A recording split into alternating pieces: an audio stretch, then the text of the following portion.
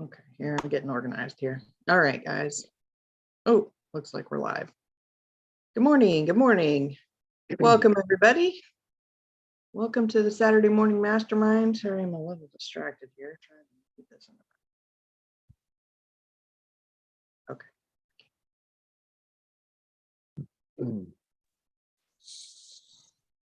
Do you want me to continue on, Samantha, while you're working in the background?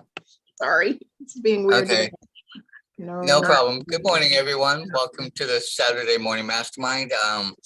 Samantha has been playing our host recently, but today she's a little sidetracked. We have some new features that help us on the backside, so she's working with that, but we're in the book. The Big Leap by Kay Hendricks. We are starting chapter 5 called Living in Your Zone of Genius. And the subtitle is Using the Ultimate Success Mantra to Thrive in Love, Abundance, and Creativity. But before we get started, I'm going to let everybody jump out and say hi and introduce themselves. And then I'll throw it back to Samantha.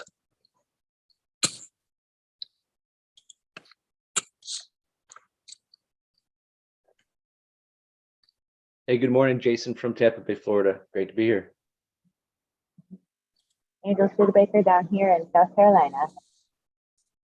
Lori Emmons in Denver, Colorado. It's Samantha here in Indiana. Sorry about that. I was trying to make sure I didn't have this echo going in the background with the YouTube page open and this page open. And so anyway, we're talking about, did you say what we were talking about today, Dan? Yeah, and I'm Dan Sisick in Las Vegas. And yes, I did say we were starting with chapter 5. Okay. All right. Cool. All right. Well, Katherine, I'll let you go ahead and take it and read as much as you feel like we should read, and then we'll discuss. Good morning. It's Katherine Clement. We'll start on chapter 5. It's a pretty short chapter, so I might just read through it, but we'll see. Living in your zone of genius, using the ultimate success mantra to thrive in love, abundance, and creativity. Once you have broken free of the upper limit problem, your job is to learn to live in the zone of genius. It is at first a delicate tightrope walk, which then gets easier as you master the skills required to keep your balance in the new environment. Fortunately, there are shortcuts learned through the raw life experience of hundreds of people. These shortcuts can save you a great deal of time and trouble. I'll show you how to put them to work in this chapter. Out of the box and onto the spiral. There's a phrase I use in teaching people how to live in the zone of genius. Get out of the box and onto the spiral. Here's what I mean by it. I think of the zone of genius as a continuous spiral. You go higher and higher every day as you expand your capacity for more love, abundance, and success. It's an upward journey with no upper limit. By contrast, I think of the lower zones as boxes.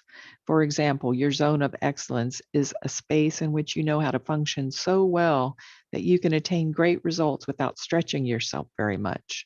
It's a box, though, because ultimately you find yourself stymied and unsatisfied within it. You're doing the same thing over and over, and while it feeds the people around you, it doesn't feed you.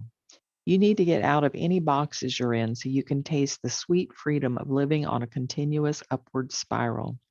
To do that, a central guiding intention comes in very handy. The ultimate success mantra, a central guiding intention. Navigating the upward reaches of a spiral is different from navigating around inside a box. I found that it called for a new set of skills. It took quite a few years of experimentation to refine those skills, but with time, I discovered a simple set of shortcuts that will make your learning time much more efficient. The first shortcut is to organize your inner operating system around what I call a central guiding intention. The central guiding intention is a meta program I want you to install at the root or source of your being. I want you to store it alongside other essential meta programs, such as relating to gravity and eating when you're hungry. Your central guiding intention will help you live easily in your zone of genius. The central guiding intention for living in your zone of genius is what I call the ultimate success mantra. Before I show you the ultimate success mantra, let me explain a few key things about how mantras work.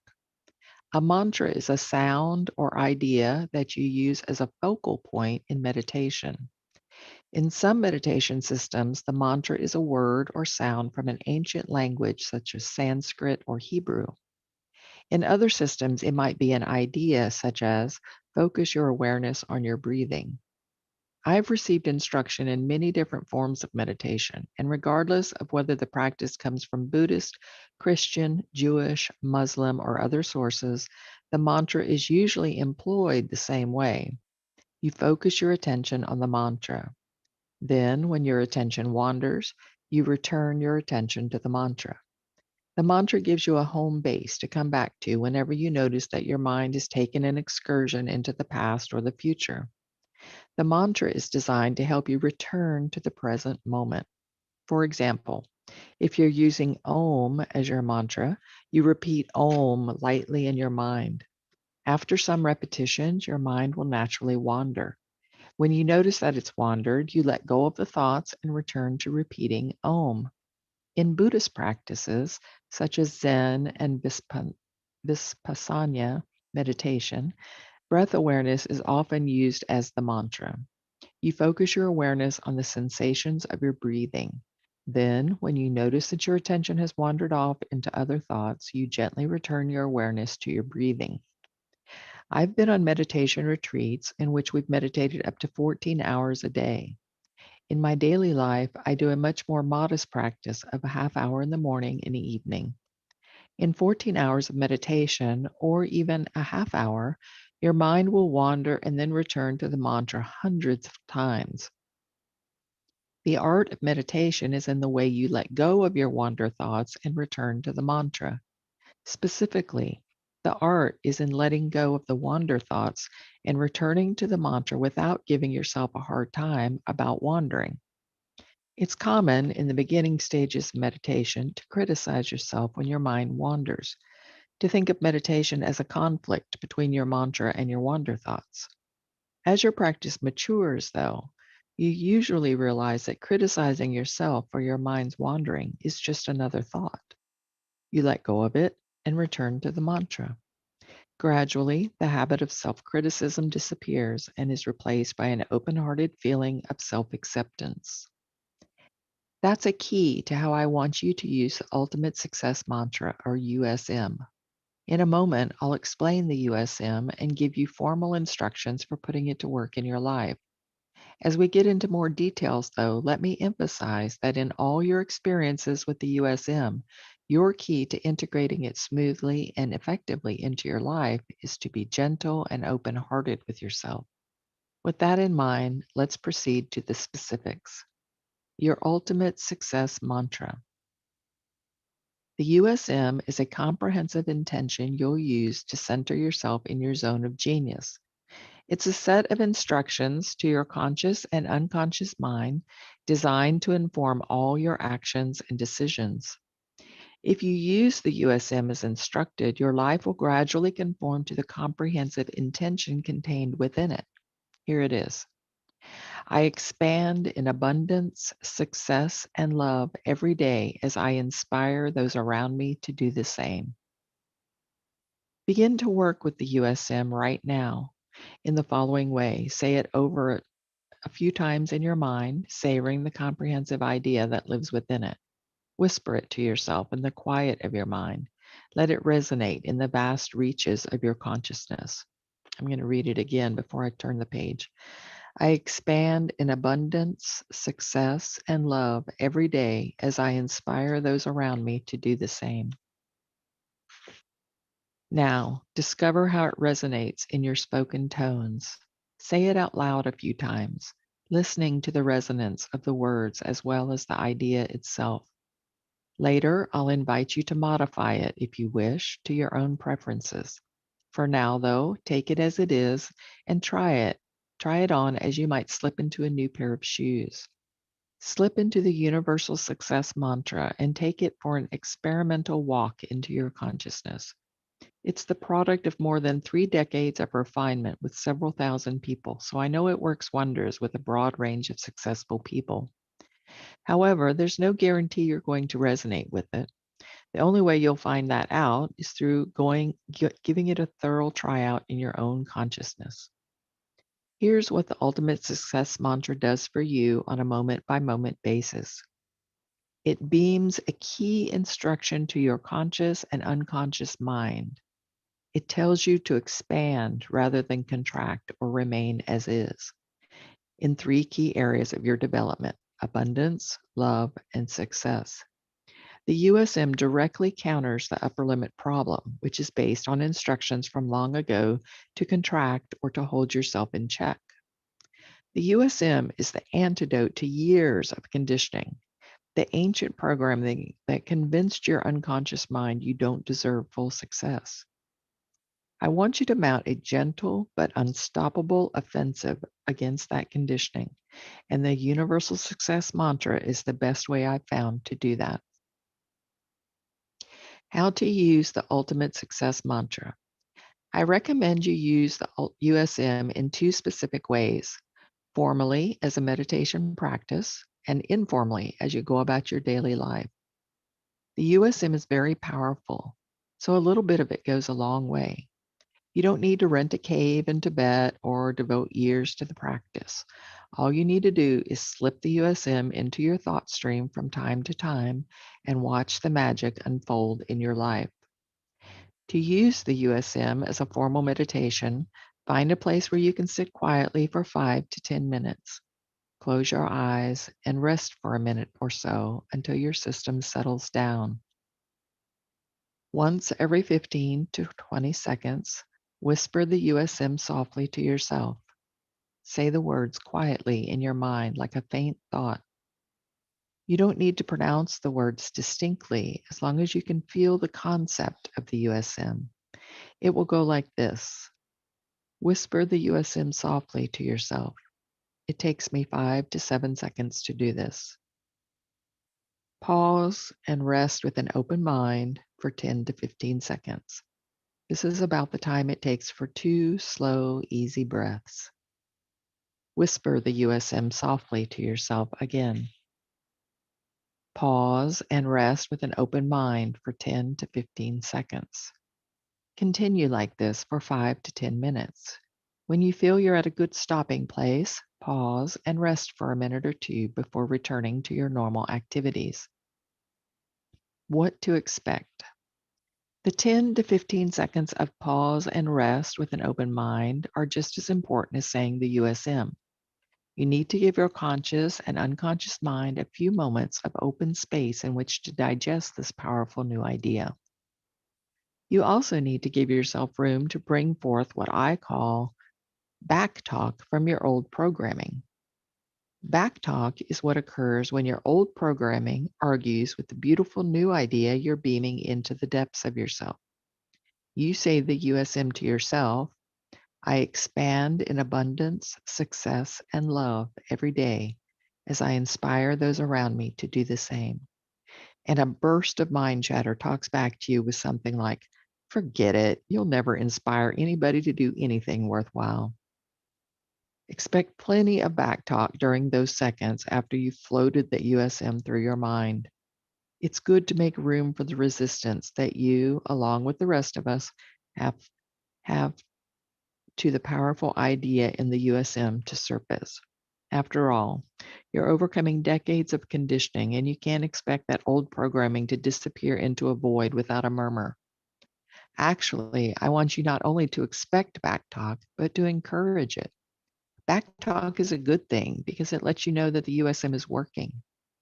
The back talk will stop once the USM has permeated your conscious and unconscious mind. Later, when you're firmly established in your zone of genius, you'll look back on your resistance like it was a backpack full of rocks you carried without realizing it. Once you take off the extra weight of the backpack, you'll feel so liberated you won't waste much time being concerned with the years you spent carrying it. Here's how to use the universal success mantra informally as an addition to your daily life. Occasionally, throughout the day, Float the USM through your mind or speak it out loud. Just slip it into your ordinary thought stream as you move through your day. I also recommend writing it out on 3x5 cards or sticky notes and posting it in various places where you'll see it during the day. I put it in places where I look often, such as the dashboard of my car or the corner of my desk. This will serve to remind you of it during the busy whirl of your day. A key shortcut, the enlightened no. As you learn to navigate the updrafts of the genius spiral, your flight will be smoother if you get nimble at what I call the enlightened no. You produce an enlightened no when you turn down something that doesn't fit into your zone of genius. I call it the enlightened no because you're saying no in the service of your genius. You're not saying no for all the usual reasons, such as money, dislike, lack of time, and so forth. You're saying no because you've chosen to focus on activities that are clearly in your zone of genius. Saying no for that reason even has an inspirational effect on the people you're turning down. I frequently had people get in touch to thank me for the way I said no to them, because it inspired them to do the same thing in service of their own genius. I encourage you to look carefully at the number of times you say yes to things that do not fit in your zone of genius. Even if they seem beneficial for other reasons, those requests can eat up a great deal of energy that could be better invested in expressing your genius. Let me give you an example. A while back, I had a flurry of requests from a company that had invented several electronic devices it wanted me to endorse. I checked out the devices. They fit broadly into the category of biofeedback machines, and they did appear to be useful. The company offered me $50,000 and some stock if I would give my endorsement. While on the surface, it looked like easy money for endorsing something that could help people, I took some time to think it over. In discussing the matter with Katherine, I got a great reminder of why, for the last 28 years since I met her, I've awakened every day feeling like the luckiest man on earth. She listened to my description of the gadgets and the company and the deal they were offering, and without blinking an eye, she asked, "Does it fit in your zone of genius?" The question took me so by surprise that I burst out laughing. "No," I said, "except maybe the $50,000 part." Here's where the magic of saying an enlightened no comes into play. I sent them an email that explained why I was turning them down. In part, it said, "I've been really benefiting in recent years from focusing on activities that are in what I call my zone of genius. These are things that I'm uniquely suited to do and which serve my highest purposes for my life. While I like the people I've met from your company and while I think the devices are useful, I'm going to turn down your generous offer because it doesn't fit in the sweet spot of my zone of genius." About an hour after I sent the email, I got a call from the head of the company. He said something like, "You would not believe the discussion that came out of getting your email." He said that the executive team had already planned an off-site to focus on this topic for themselves. Would I be willing to hire myself out for the day to work with them on it? I told them I didn't have time to do that because I was firmly ensconced in my zone of genius every day, writing a book, the one you're holding, that explained everything I knew about the subject. If he could be patient for 6 or 8 months, I'd be happy to send him a copy and we could talk about a seminar for his organization. Most opportunities to say an enlightened no do not come attached to compelling amounts of cash. It doesn't matter, though, because it's not about the cash value of the thing you're saying no to. It's about strengthening your commitment to living in your zone of genius every time you say an enlightened no to something that does not serve your genius. You build a stronger foundation for yourself in the zone. Do you want me to finish? Yep. It's not very far. It's just like 2 Yeah. more pages. All right. Yes, well, yeah, I'm good. Another shortcut, renewing and refining commitment. Commitment works as a springboard to your zone of genius. The moment you make a sincere commitment to living in your zone of genius, you propel yourself in that direction.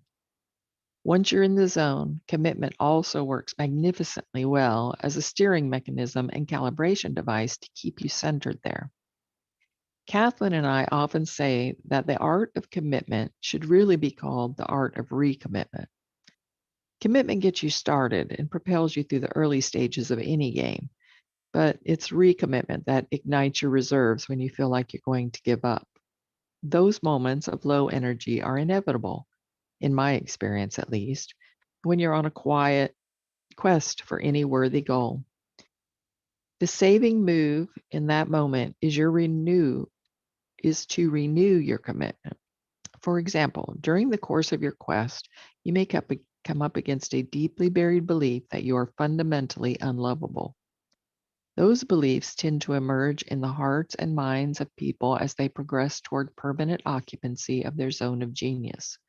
After all, what ultimate test could we set for ourselves but to mount a search for something we have already decided isn't available anywhere?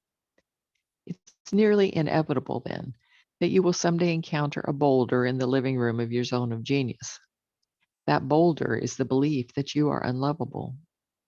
This false belief fuels a frantic search for something external to yourself that confirms that you are indeed lovable. It's the ultimate trick by that ultimate trickster, your ego, to hold on to its job. It's an issue of job security, and your ego is incredibly dedicated to keeping its job. Your ego has every right to be scared. It's on notice. In the zone of genius, you have no need for your ego. In the zone of genius, you don't care about getting approval, getting control, getting even, or any of the other get-oriented goals of the ego. You're a free agent there, ready to respond to the infinite possibilities of the present moment.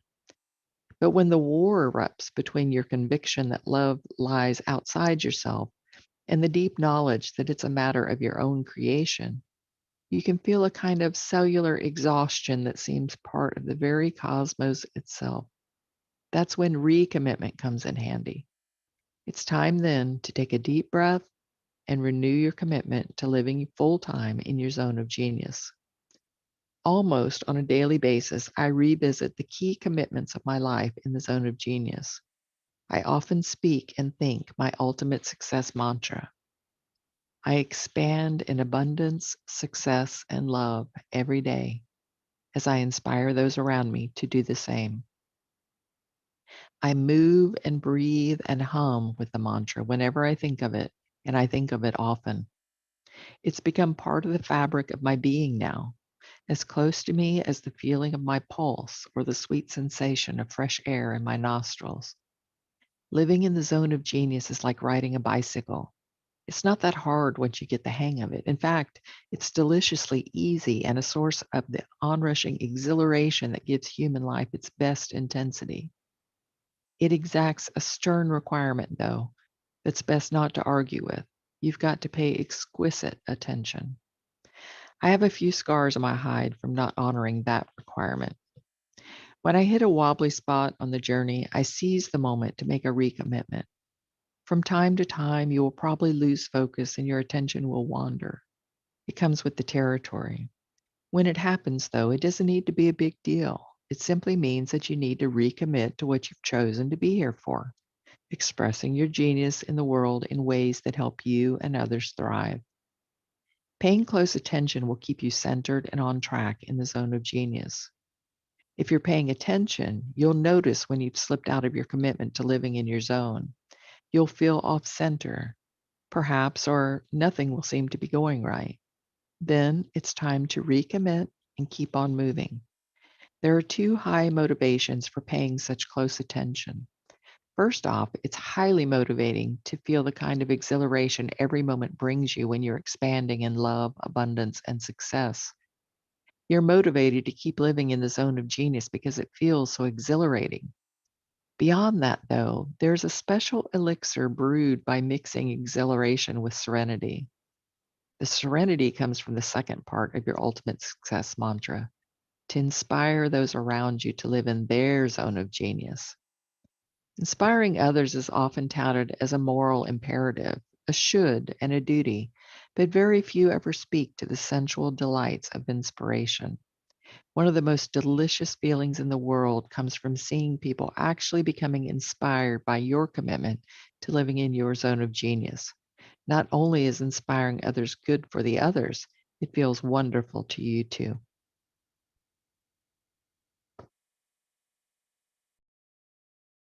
Thank you, Catherine, for reading that. That was wonderful. And I'm really fascinated by this chapter, actually.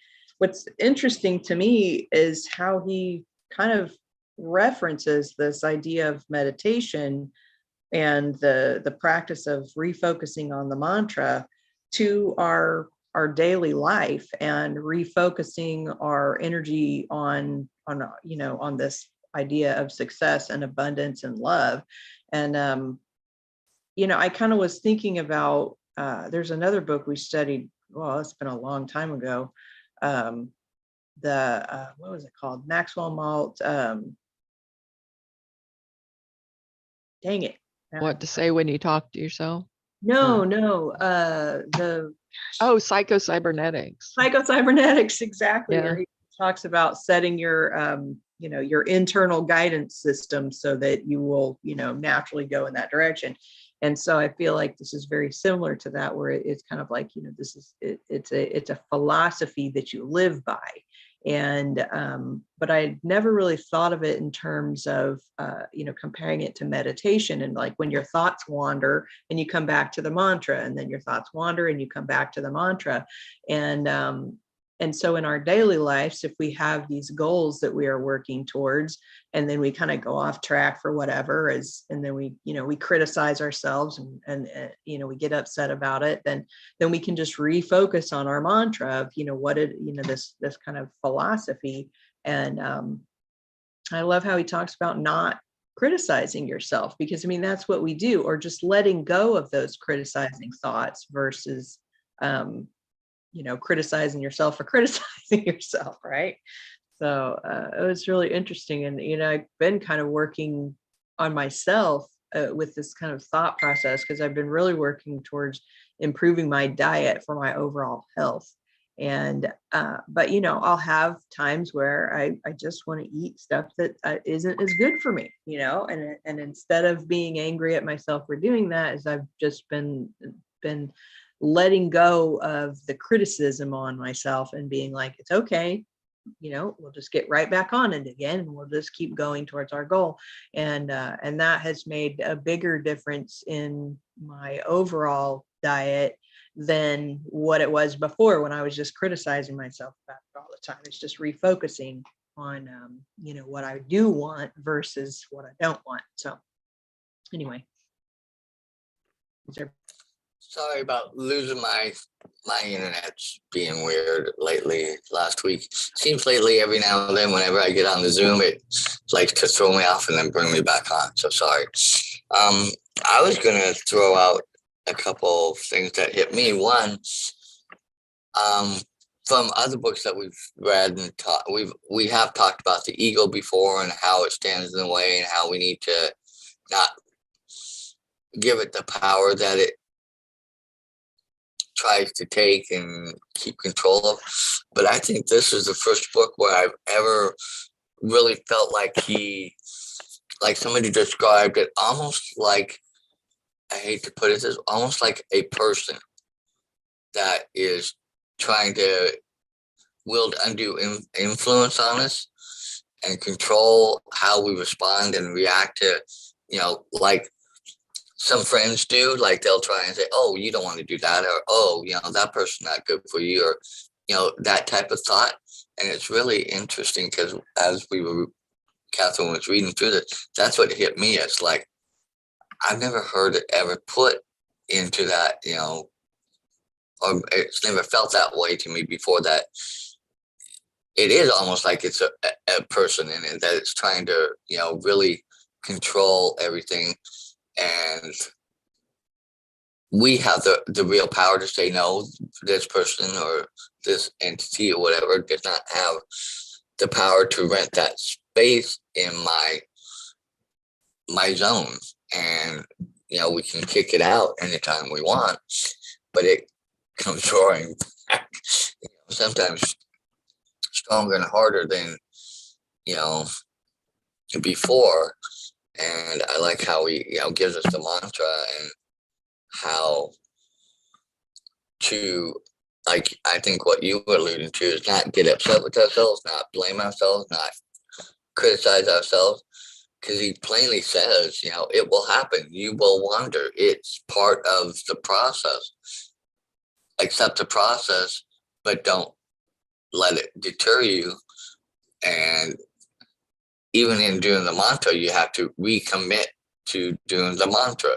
So that's interesting how it just kind of jumped out at me in that sense.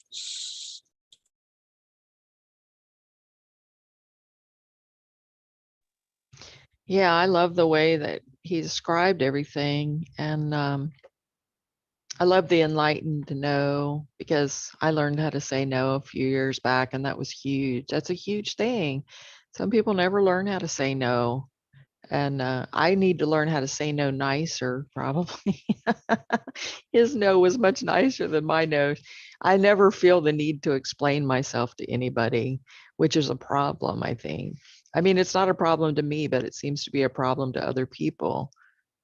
Like, because I'll just give it a short, direct answer and like not, and people tend to want you to explain yourself. And I don't ever feel the need to do that. So it makes me come off as kind of an ass probably sometimes. I don't know. But I completely understand this recommitment thing and the choices. Remember the choices that I developed when I was studying William White Cloud stuff? There was I think there was 9 or 10 choices that I scripted, and we're supposed to read those every day as a recommitment. That's what that is. It's a recommitment. It's a redirection to our subconscious and to the universe that this is where we want to go. Instead of just, it's just like setting the GPS. It's exactly like that. Instead of just getting in the car and driving and not having any idea where you're going, you're just setting a setting on your GPS so that your car knows where to go. And then once that's set, you can just sit back and kind of relax. I mean, you kind of get that, how you are when you're driving. You're not really, sometimes you're totally focused on it, but if you're just like riding down the highway, there's not a lot of people there or whatever, you're kind of off in another meditate, you're off in la la land, or at least I am. I mean, half the time I can't even remember driving. So obviously I wasn't in the present moment during, that time. So I think it's the same way with these intentions that we set, whether you want to call them an intention or a mantra or, whatever. I have gotten to the point, and I'm not saying this to brag about it, because I actually find it somewhat of a disability. I find myself in a constant state of meditation. Like I live my life in a meditation. And then where most people have to set aside time to do meditation, I have to set aside time to do reality. Like it's not necessarily a good thing. Like, because I get too far out there, and I'm actively working on medium skills and stuff. So I have to be out there, that's part of what I'm doing.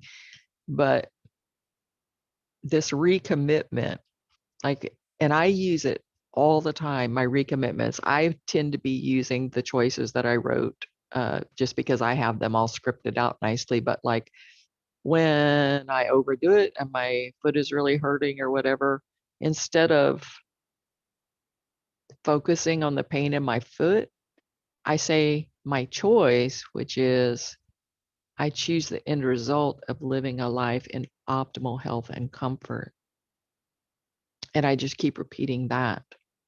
And I focus on what I want instead of what's happening to me. And I do that with, if I'm stressed about something coming up in my life or whatever, I go back to, I give myself the gift of freedom. Like I have these things that I go back to and I recommit, but what I'm doing is exactly what he just said in this chapter. So that's really cool.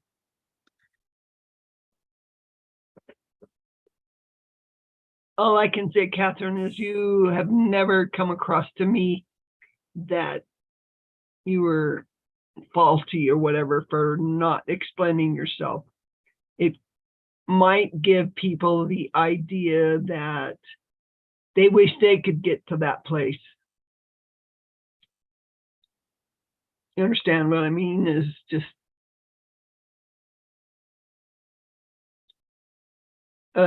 jealousy Thank you. factor of the ego. You're welcome.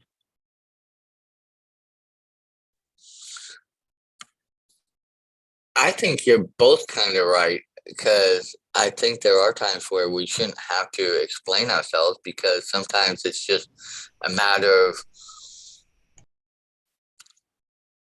doing what's best for us too at that time and point. And the other person really may not understand either what's going on. Even though you may try, they'll probably still look at you like, so what does that have to do with me? Kind of response. So I think there's really kind of, that double-edged sided sword there, that sometimes, no, you don't have to explain to other people. It's just what's best and move forward. And other times, maybe explaining will help them understand where you're coming from, and then maybe that might enlighten them and help guide them maybe to learn to be able to say that themselves. Like you said, out of this sometimes, I think our ultimate goal is to be the best person we can be, and to help enlighten and help encourage and help move other people to be the best people that they can be.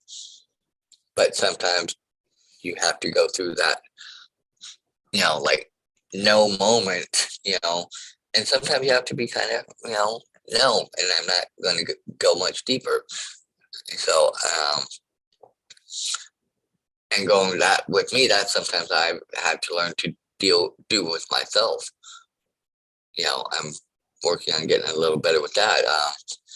A while ago, I had a friend who asked to stay with me for a short period of time, and I did. But in that short period of time, I realized that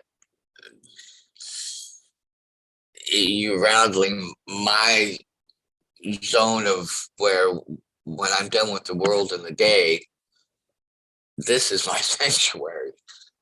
And it's like, no, I don't want that messed up with. And I know they won't understand it, and I know they don't get it.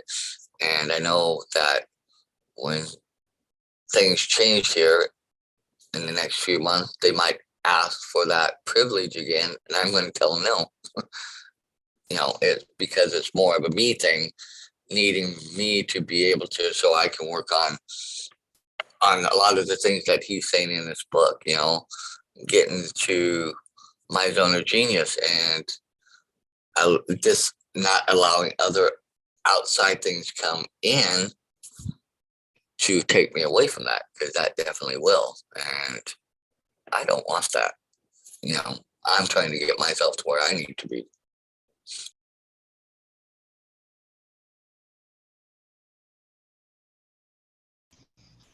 Hi, folks. Can you hear me?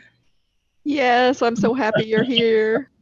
I'm so embarrassed to see your face. Catherine, I owe you this giant thank you. I've been up preparing since 2:30 this morning as to what I would say, but I couldn't get on. I had to have some breakfast, because poor pity me, I only had York chocolate mints in my refrigerator this morning when I was hungry from 2:30 to the time I went to breakfast.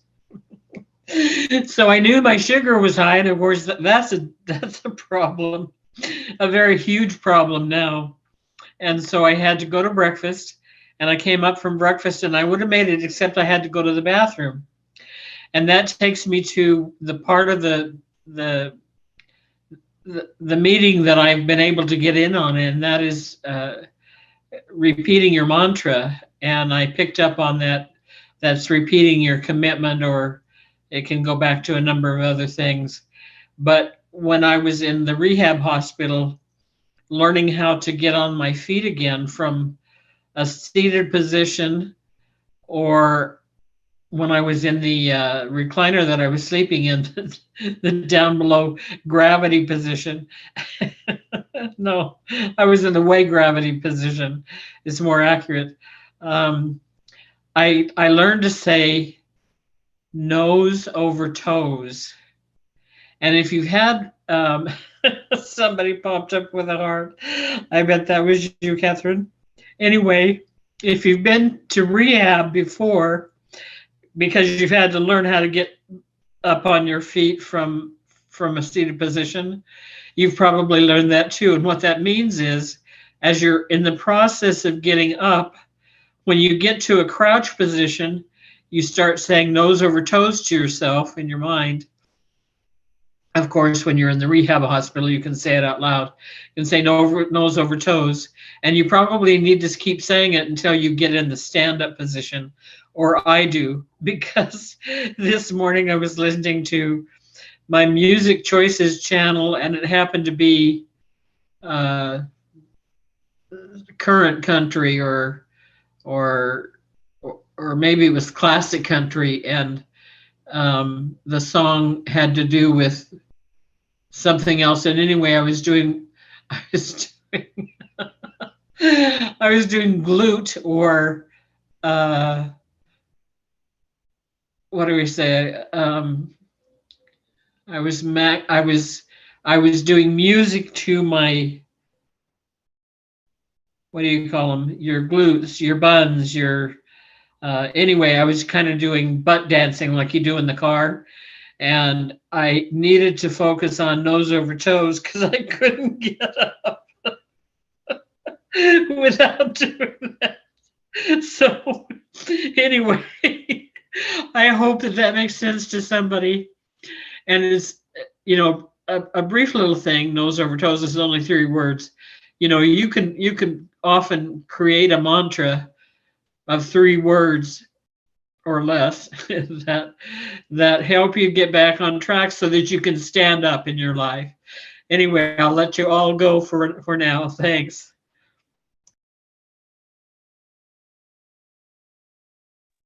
That's great. Thank you.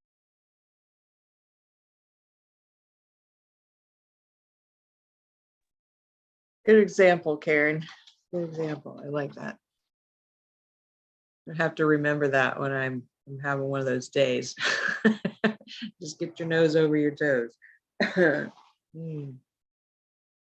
So one of the things he also mentioned in this chapter was this idea that if we say this mantra, then we might have like some negative feedback come back to us or come up in our mind.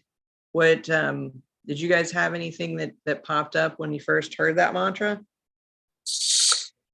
I heard that, it's like, oh God, yes. Every time I try to move in a certain direction, I feel like everything in the world throws everything and anything, including the kitchen sink, at me. And it sometimes seems to win because it seems like, okay, and this is a thought process that's been hitting me lately. It seems like, last year, up until, April of last year, things were going great in my, okay in my life. I was moving along, starting to move forward in my life. And ever since the accident, it seems like everything is just, all that was so wiped away.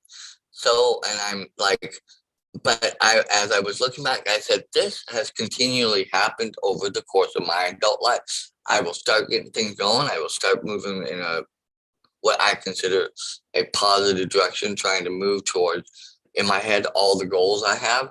And then wham, something just comes out of the blue. And I'm going to clarify this and state this, and I don't care what anybody says. My intention was never to have it to happen. My intention was never to bring it my way.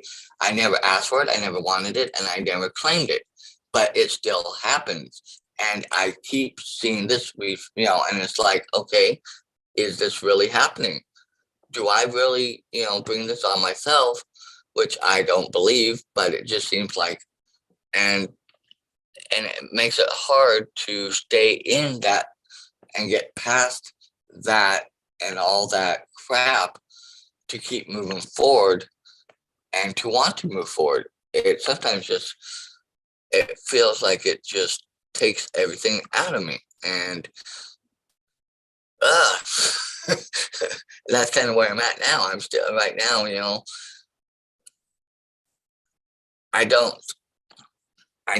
know I can get there and I want to get there. It just feels like, can I ever really possibly get there?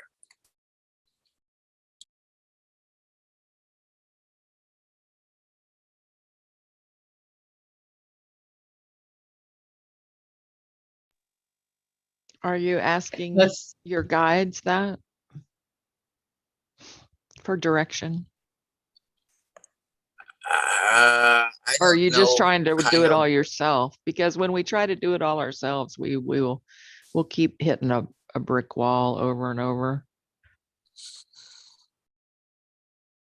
Well, okay, you guys know my beliefs and you guys know where I really believe that when I ask God, infinite intelligence, universe, I really put out there in my heart that I'd like to go there and I'd like to get there.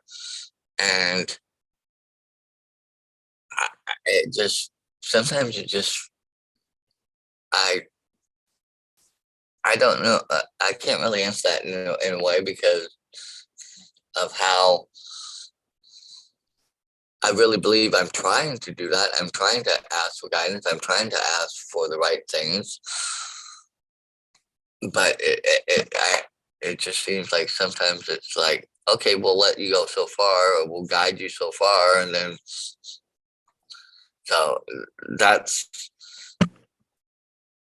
I think right now I'm just sharing frustrations too. This is really interesting to me. I first have to mention, I don't know if we're going overtime or if it's within the time that we're trying to just keep within an hour or what it is. But if you have to edit me out, feel free to do so for the replay. But I understand, Dan, your frustration. And I have a similar frustration a lot of times when I start to think negative. Maybe I'm having a really good day. Maybe I've even prayed, thanks God for being on my side today, because sometimes I feel like you're not helping.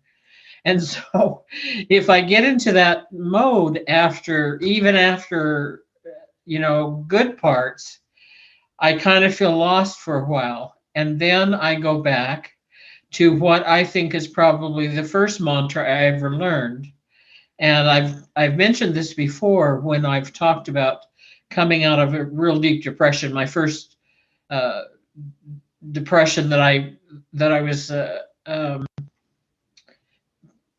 diagnosed bipolar in, and I was thinking suicidal thoughts for 4 solid months, and I finally read somewhere to say cancel. And I would say cancel 10 times. And then if I started to think the negative thought again, I would say cancel 10 times another time. And the first day that I was applying it to my self-harm thoughts, I was literally saying cancel all the whole damn day. But the next day, I only had to say it a few times. And so even though cancel can seem like a negative term, and we've all been taught don't drag negative in there, don't use double negatives, don't do this, don't do that. I find that there are times when if I apply cancel to perhaps thoughts that I'm going to fall down concrete steps or something like that, it's a really good idea to use the term cancel as a mantra.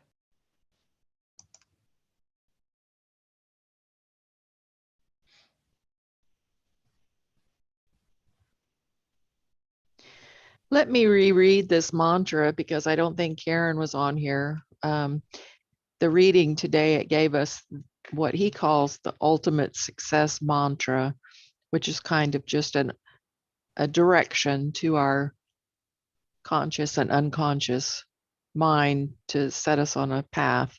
And it goes like this: I expand in abundance, success, and love every day as I inspire those around me to do the same.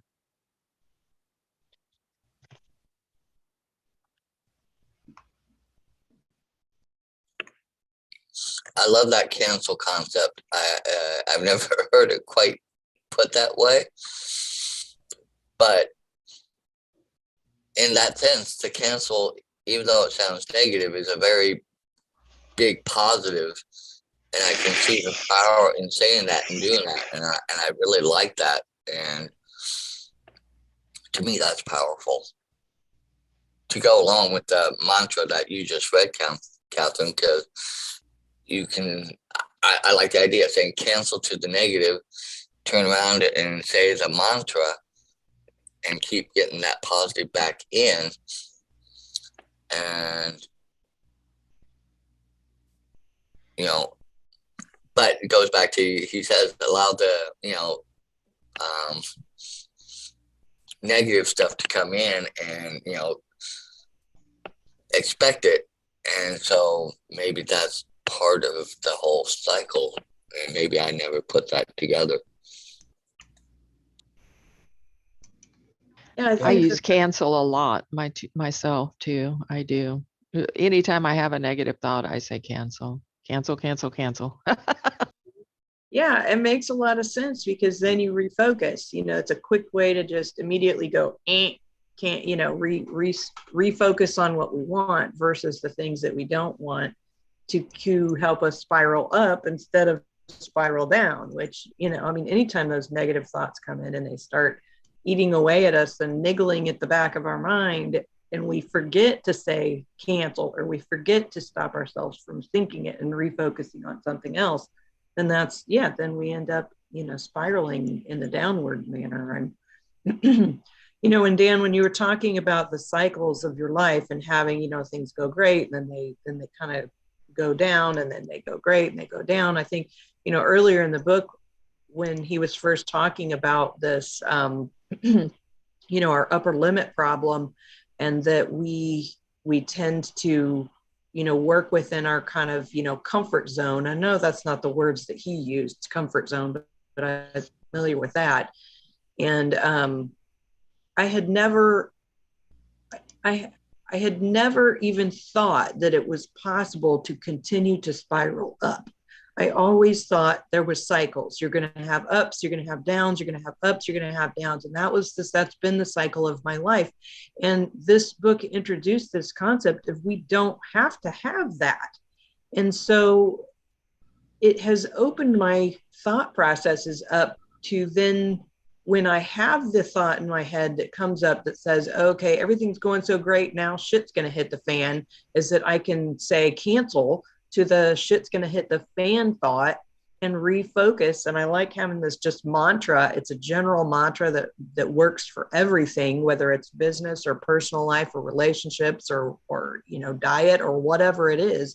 We can use that one thing, just like we can use cancel to cancel the bad thoughts. We can use this mantra of love and abundance and success as a positive of thought process to just refocus us. And then, and he talks about, putting Post-it notes here and there and everywhere to remind us. And I think that's really important too, because a lot of times when we get into our spiraling downward thoughts, is that we forget what we can think about. We get so focused on the crap that we are thinking about. Even if we say cancel, we forget what we're supposed to focus on. And so I really like that idea of putting up the Post-it notes. And for me recently, before he had suggested this mantra, I had made some notes and put them up above my desk area to remind myself of what I need to be focusing on, because my spiraling thoughts have been all this negative stuff about money and maintenance around the house and things going wrong and all of that. And, and I put these statements up on my wall that I see every morning that remind me of what it is that I'm focusing on. And that helps, tremendously. So I just love having all these different tools and looking at things in a different way of just, I can think of these ups and downs in my life previously as a process and that when the things happened, it was because I hit my upper limit issue, and that I don't have to do that in the future. I can choose to continue to spiral upward versus coming back down again. And that's just such a great thought. I'd rather think that I don't have to keep having these roller coasters of things happening in my life, that I can continue on the upwards path. So, okay, that's it for now. I have a question, and it goes into what you were just talking about. You said you place some notes up and stuff like that. I actually have in two spots some thoughts that I think are great thoughts and great things to carry. I have one posted in my bathroom on my mirror. I have another one on the back of my bedroom door, I think it is. I know they're there. I put them there in those places, so I'll be honest, technically, so I would see them and look at them. But in the getting going in my day and things, I'm going to be honest, I don't look at them, even though they're in spots where I really, thought, okay, I'll open my bedroom door. I'll be in my bathroom. I'll see them, and I don't look at them. Have you found that to be an issue? Have you ever dealt with that? Or because I'm sure I could find other places where to put them, but will I really look at them there? Or or is that part of how our mind works and how we tend to sabotage ourselves? I've totally experienced that, Dan, and I've made the comment to several people about how our what they call them, our dream boards. they start off a project, and that we're interested in, and then we put them like right up in front of us, and then eventually they end up, on the back side of our door in our bedroom, or eventually they're put away in the closet somewhere where we don't end up looking at them at all, because we're, for whatever reason, we're sort of like, it's that that resistance that we were talking about in regards to the mantra. If we have felt any resistance to that mantra, part of it, I think, is that we have internalized the things on our dream board, and we're trying now to achieve them. We don't want to keep putting them in our face as if we haven't achieved them yet. Other times I think it's just, maybe we've felt like we've moved past it or whatever, but I've totally experienced that. I'll let someone else comment.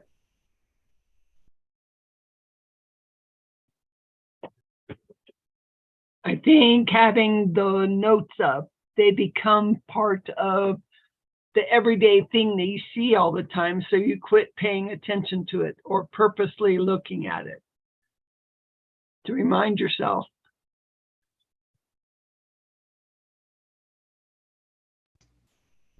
I've tried to unmute a couple of times. Can anybody hear me? Oh, good. Samantha can, and no one else can. Dan, this is something that I would recommend to you. I took a time one time to get a tube of lipstick, and I don't use tubes of lipstick, so I did have to go buy it special for this. But I wrote what I was trying to focus on my mirror so that I could not see myself. And I'm talking a big mirror in the bathroom, a big mirror that I could not only see my face, but I could see most of myself. And I wrote my goals in lipstick on the mirror. Now, I will confess to you that even though they were right in front of me and supposedly I was grooming myself or so now then, I could still ignore them. And so I would recommend now, if I were to do that now, I would head towards the bathroom, which I do unfortunately several times of the day and night, and I would say, focus, focus, focus until I got in the bathroom where I would see my goals written on my mirror.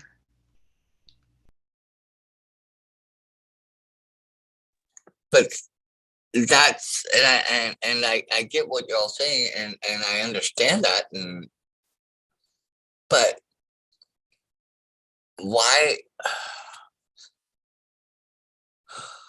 is it okay? Maybe and I'm postulating for the people out there that are also in a lot of this and probably have the same thoughts and questions, and I'm just playing devil's advocate in a way.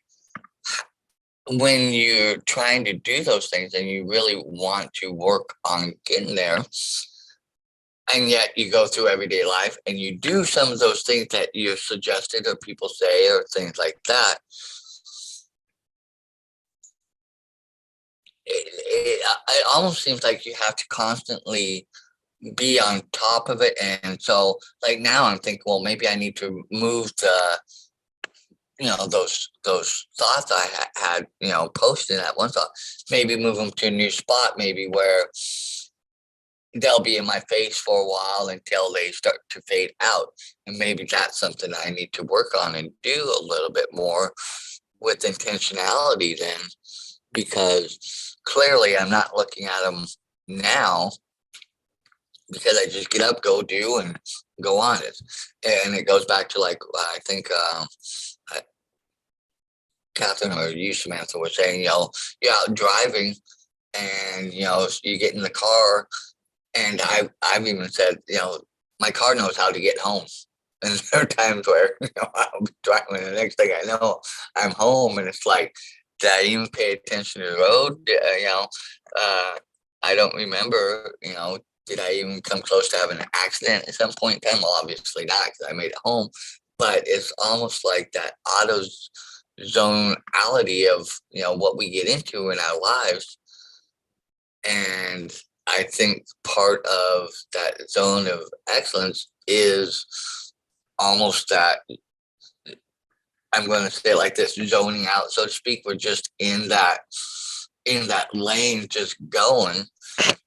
And it's so well worn and we're so comfortable with it. We know where to go. We know kind of, and to me, it seems like working on getting to that zone of genius to where we can be able to stay there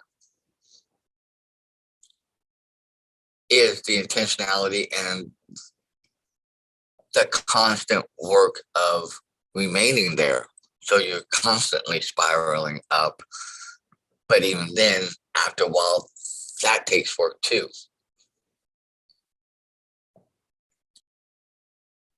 Dan, I think that where the difference is between the note I have up here and this mantra, if I were to put it up there, versus some of what the other ideas that we've talked about, that each of us have talked about, is what our attitude is toward this note or this list.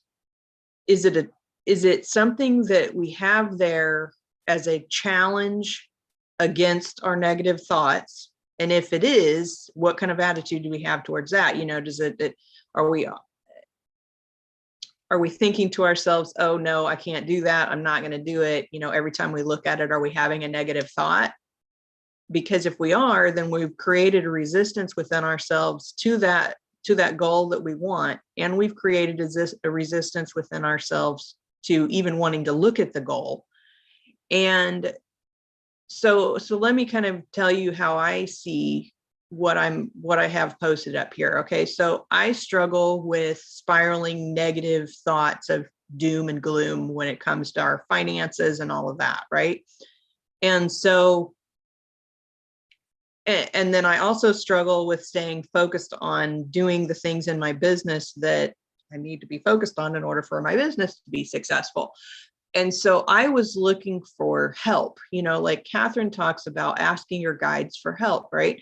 And I was looking I need messages from my guides to help me. And so when I posted that note up above my desk, that is my messages from my guide to help me. So when I look at that, I have a feeling of comfort and trust and belief that is helping me to feel good instead of feel bad. And so when I look at that, kind of like you have that picture behind you, Dan, that is a beautiful picture, right? You have that there because it gives you a feeling of peace and comfort and appreciation for nature, all of those things, right? And you look at that not on purpose to give yourself that feeling, right? You look at it because it gives you that feeling. And so that's what I have with these notes is I've put them there because I know that when I look at that, it's going to give me that feeling. And I could just as easily put a beautiful picture there that has a quote on it. I could put this mantra on a beautiful picture. And when I'm sitting at my desk and I'm stressed out and I'm like overwhelmed and I'm whatever, I just can sit back and take a breath, if you will, or say cancel in my head for all these negative things. And then I can look at that note and feel a serenity come over me, a peace come over me and be like, okay, I got this. It's all good, And so for me, I'm not trying to avoid looking at it. I'm not, I don't feel like it's getting lost in the background because I just don't see it anymore. I'm using it as a tool to help myself feel better. So I think if we can create things along that lines, just like we would get a beautiful picture to put on the wall, is that if we think about these things that we're putting on our wall, a mantra or a philosophy or an attitude towards what we want of success in our life, whatever those happen to be, and then we look at those as a reminder of comfort and confidence and positivity rather than a reminder of you're doing it wrong. You know what I'm saying? Great points. And I think that's helpful for anybody who watches this, replay later on YouTube or if they're watching it live or anything, because I think that, kind of, you're right. It's how, what we place behind it. And I never thought of at the time when I was putting them up. Now I'm changing that and but when I put them up, I thought, okay, these are nice quotes and their thought process I thought would be great to use to inspire me. But I think ultimately, I did what you said. I think I kind of put some negative there and I stopped having the inspiration. But like this picture, I love this picture and I'm now rethinking, I need to switch the way I have my office set up so I can actively look up at it and use that as a way to inspire me. And maybe with that, maybe even put some of the quotes up there too, as well as reframing. And like you said, like he says in here, using those things in that manner of turning it from criticism to lifting up and inspiring. And then in turn, using the mantra, I expand in abundance, success, and love every day as I inspire those around me to do the same, which goes to like the last book, I Am Love, which we learned, to say to ourselves too. And it's a process. And I think some of that process I've not lost. I just have buried within this last year with all the negative I've been dealing with. And I've kind of let that overshadow everything rather than using the guides and the things and God and, what I know works and inspires me and lifts me up to stay there. And then so that way then I can work to getting into my zone of genius to move forward and upward from there. and into that. Wow, I like this. I like this. I gained a lot out of this today, which I was needing big time. Sorry, I forgot to mute my phone, so I'll mute out for a minute. Yeah, so it's I guess it's as if we're, we use those notes and those images as a starting point, as to, and to have the right attitude so that we can give the correct things the momentum in our lives. So I, for one, haven't really ever used that word cancel, but I have recognized any sort of negative thoughts, and just immediately either logically eliminate them logically, or just stop thinking those, and actually try to give momentum, thoughts and energy towards positive things, in exactly the opposite direction of any negative thoughts. And but the canceling words sounds like that would be good to use. I think a lot of it is, I've been hearing a lot about the momentum of our energies and of our thought processes lately, and I think a lot of it has to do with that, on our day-to-day, at least for me, day-to-day and month to month, year to year. Last year was a very difficult year for me, and it seemed like a lot of things were just going kind of negative, and but it had nothing to do with any of the thoughts that I wasn't trying to attract it, or even thinking about it. In fact, I was trying to think in a positive way. But I think that like you were mentioning, Dan, you're not trying to attract these sort of things. The way I like to think of it, though, is like through our daily activities, our monthly, yearly activities, we are making so many correct decisions and so many positive thoughts, and we are doing so many great things, and avoiding so many negative things or confrontations or anything like that in our lives. We're doing such a great job to do that. When these if it seems like occasionally or sometimes things happen negatively, we need, for me, I try to remember all the great things that I'm doing and all the negative things I'm avoiding, and that it is that really in a positive way, that just these anything that happens that seems to sort of just derail me is just really a coincidence, and I shouldn't put so much emphasis on it that it gives it any momentum, because there are so many things that I'm doing correctly, so many things I'm doing right, but I get it. Sometimes things can happen that we can't avoid, that we're just we're unavoidable, or they happen because of something else or somebody else, and someone else going through what they're going through, that we just happen to be a part of. But we might get hit by one thing after another, and that's where it does become more difficult. But it's not inevitable that when things get going good, that something will happen. It's just that it's a coincidence. And I think sometimes we learn from those experiences, and learning how to move past them as quickly as possible and continue to give positive things momentum that they deserve,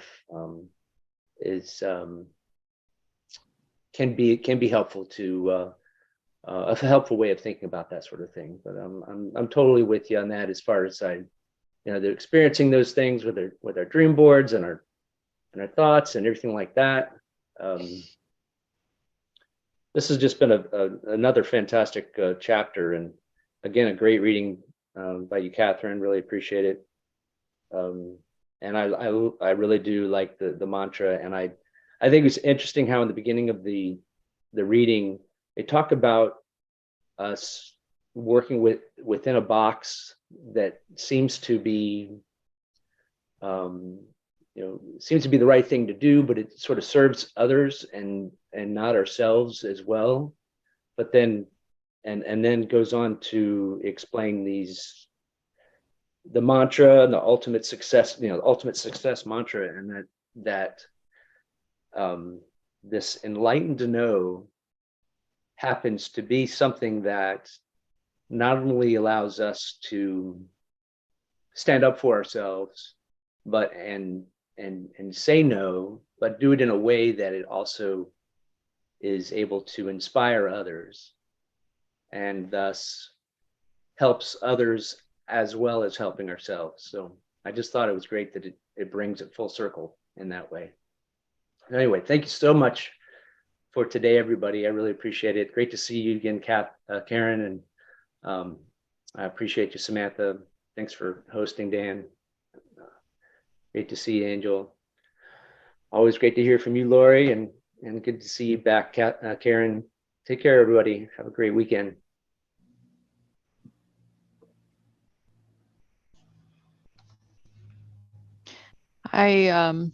I know that we're running late, so I just want to remind everybody that, if don't stress out if you can't remember that whole mantra. Like, just take the pieces that you need. If you're on a customer service call and you're in the third hour trying to fix something, and you're getting really frustrated and you just want to cuss this person out and slam the phone down, you say to yourself, I choose love. I choose to be loved. You don't have to remember to say the whole thing. You know what I mean? Just pick out the pieces that fit the situation at hand. If your foot's hurting, you choose health. If you're, whatever it is, you just choose the appropriate thing. And you don't have to make it harder than what it is. And Samantha, you basically said exactly what I was thinking, as far as the Post-it notes and stuff. I mean, verbatim, pretty much exactly what I was thinking about that. And if we can just, Post-it notes are great. And I'll be honest, I don't have any up right now. I have had in the past, but I'm moving around a lot right now, so I don't have stuff up on places necessarily. But I kind of have those Post-it notes just in my heart, and they just stay there and they pop up when they need to during the day. And it's a really good book. Another great, wonderful conversation. Thank you so much, everybody. And I hope you all have a wonderful week. Love you guys. It's just an awesome conversation. Once again, kind of like, you, Catherine, when we first were thinking about this, the title got me, but I was also like, okay, but what's really in it? And as we dived into it, I'm like, oh, there's just so much in it that, just can get deep, and you can really dive in and take a lot and get a lot out of it. As we've learned with most of the books we do over the course of how long we've been doing this, that, we've had a few where we thought, okay, yeah, we'll do it, but we're, didn't really have a lot of thoughts about how it would go. And then as we dove in, it's like, oh, wow, this is deep. And we brought out stuff that, we've all needed to bring out. So I'm enjoying this, love and appreciate all of you guys. And, that's why I keep coming back, because sometimes there are only questions I can throw out and share out here and talk about. And it's harder to with other friends, but you can just openly put things out there sometimes. And I learn a lot and gain a lot and learn about myself a little bit more. And hopefully through this process, we're helping other people learn to live their lives a little better each and every day and move forward towards that zone of genius that we all are working towards. So with that, love you guys.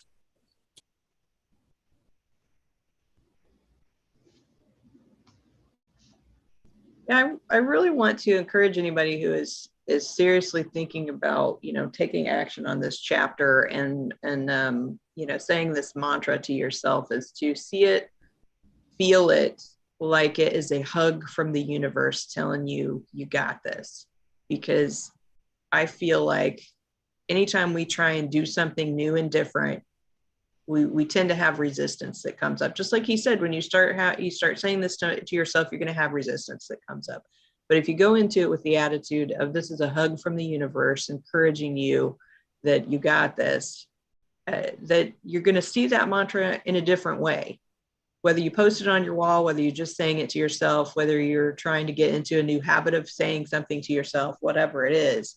And because that's ultimately what we want, isn't it? We just want love and encouragement from somewhere, so we can get it from the universe by just allowing ourselves to see that that's what it is. So with that, guys, I hope everybody got a lot from this chapter. I know that I did, and I appreciate you so much, Katherine, for reading this, and I appreciate all of you for sharing your thoughts and ideas and insights, because I grow so much every time we get on here, and I learn something new every time we get on here. So I love you so much.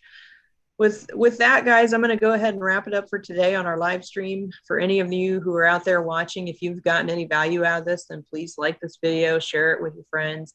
And if you'd like to participate with us, we'd love to have you. You can find us over on Facebook. Just search for Mindset Mastery Collective, or go to SaturdayMorningMastermind.com. That'll take you to the instructions for how to join this every week. And we get on here every week at 10 a.m. Eastern, 7 a.m. Pacific. So ish. I said, we get on here. We're on here. We're doing our thing in the background. We may not be live yet on YouTube, but we are always here at 10 a.m. Eastern, 7 a.m. Pacific. So anyway, with that, have a great day. Awesome.